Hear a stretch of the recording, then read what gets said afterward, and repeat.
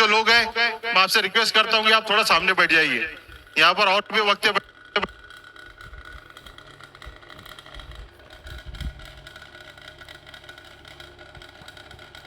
बैठे जो अपने यहाँ पे बात रखेंगे। मेरी बात खत्म होने के बाद में मैं आपसे रिक्वेस्ट करता हूँ, प्लीज आ जाइए। असलम भाई, सभी को ले लो, थोड़ा प्यार मोहब्बत से आप सामने ले लो, उधर बैठने के लिए वहां पे इंतजाम है। मेरे दोस्तों, मैं ये बात कह रहा था कि जो आज हमारे युवकों की जो बेरोजगारी का परमार आज महाराष्ट्र के अंदर बढ़ा है, उसका एक मेन कारण ये भी है कि जो वेदांता, फॉक्सकॉन, जो प्रकल्प महाराष्ट्र के अंदर आने वाले थे, वो प्रकल्प आज गुजरात की तरफ गए। कि शिंदे सरकार क्या कर रही थी वो टाइम में?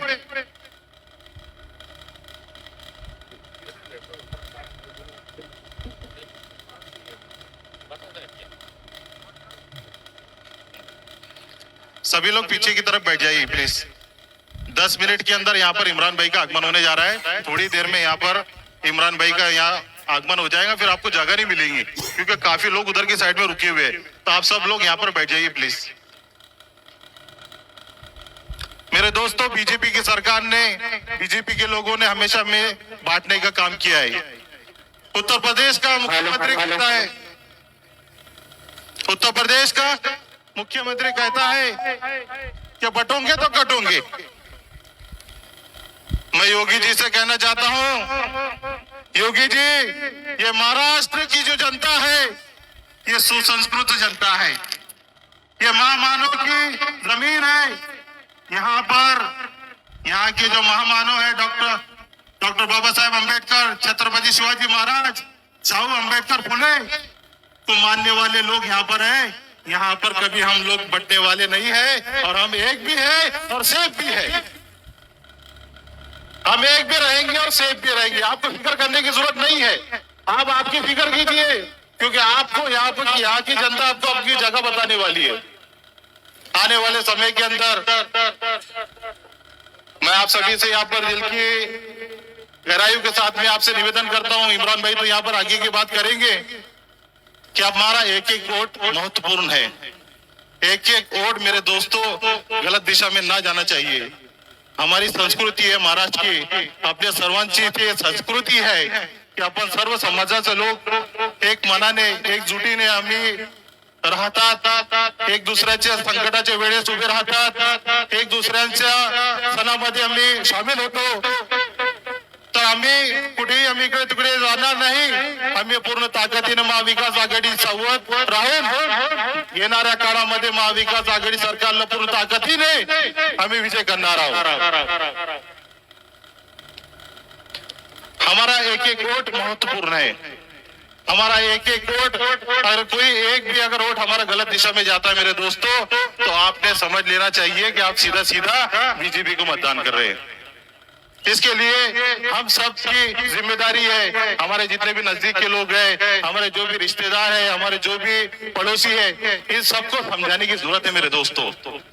एक वोट भी अगर गलत दिशा में जाता है तो आप समझिए कि आप अपोजिशन वाली पार्टी बीजेपी को मदद कर रहे हैं और बीजेपी को आप चुना के लेके आने वाले हैं। जिन्होंने एक और आगे बढ़कर मैं आपको बोलना चाहता हूं कि महाराष्ट्र के पिछले दौर के अंदर आपने देखे जो 1.5 फुटिया ने क्या बात किया था, भूल गए क्या आप? लोग आप भूल सकते हैं क्या वो बात? 2 समाजों को बांटने का काम किया था और हमारे प्यारे नबी मोहम्मद रसूलुल्लाह सल्लल्लाहु अलैहि वसल्लम के शान के अंदर गुस्ताखी भी हुई थी मेरे दोस्तों। तो ये बात हम कभी भूल नहीं सकते। रिसालत के मामले के अंदर हम कभी बात नहीं भूल सकते। आज जो ये मुकाम है, तो ये हमारे लिए सभी के सोचने का मुकाम है कि एक वोट भी हमारा अगर गलत दिशा में जाता है, जो मैं बार बार आपको इसलिए बोल रहा हूँ कि आने वाले समय के अंदर कुछ लोग आएंगे, आपको ये भी बोलेंगे कि आपको कुछ अलग दिशा के अंदर लेके जाने का भी काम करेंगे। तो वो टाइम में हमको सतर्क रहना है। हमारी जिम्मेदारी है कि हम सतर्क रहें। सतर्क रहेंगे तो बचेंगे। मैं नया नारा दे रहा हूं आपको, सतर्क रहेंगे तो हम बचेंगे।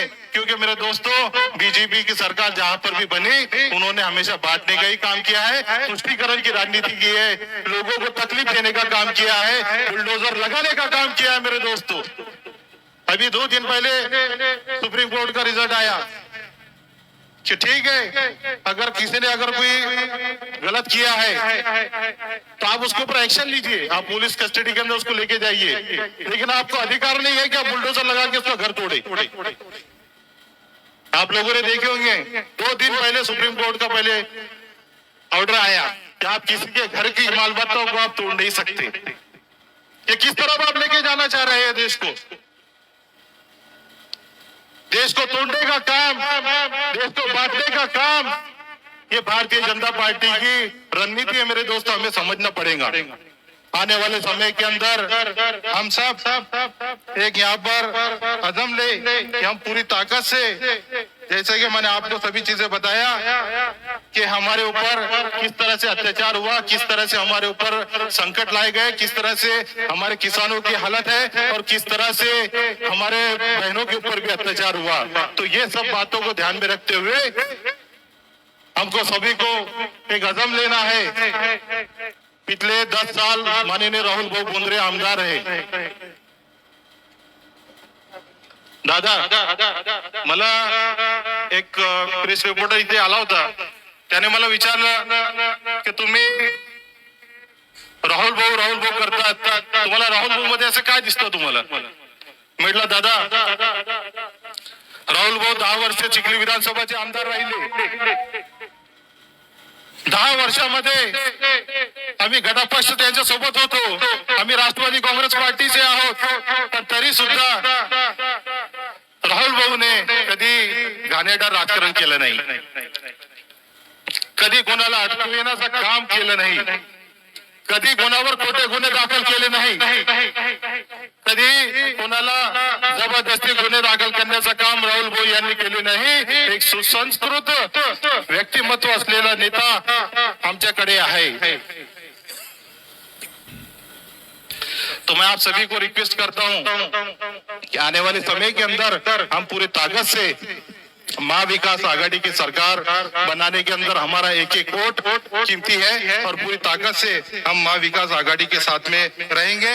मैं एक शेर यहाँ पर कहकर अपनी जगह लेना चाहूंगा कि चिराग देखकर मेरे मचल रही है हवा, चिराग देखकर मेरे मचल रही है हवा, कई दिनों से बहुत तेज चल रही है हवा, बना रहे थे जो किस्से मेरे तबाही के, बना रहे थे जो किस्से मेरे तबाही के, उन्हें खबर ही नहीं कि रुख बदल रही है हवा, उन्हें खबर ही नहीं कि रुख बदल रही है हवा। आने वाले समय के अंदर महाविकास आघाड़ी के यहाँ पर माननीय राहुल भाऊ बोंद्रे आमदार होंगे और ये सब के मैं कुछ घोषणा यहाँ पर दूंगा, आप मेरे साथ बोलिए। महाविकास आघाड़ी का जोर से आना चाहिए आवाज, ये वहां तक के जाना चाहिए, वो लोगों को समझ में आना चाहिए। महाविकास आघाड़ी का राहुल भाऊ आप आगे बढ़ो, राहुल गांधी आप आगे बढ़ो, शरद पवार साहब तुम आगे बढ़ो, उद्धव ठाकरे साहब तुम आगे बढ़ो। जय हिंद, जय महाराष्ट्र, जय महाविकास आघाड़ी।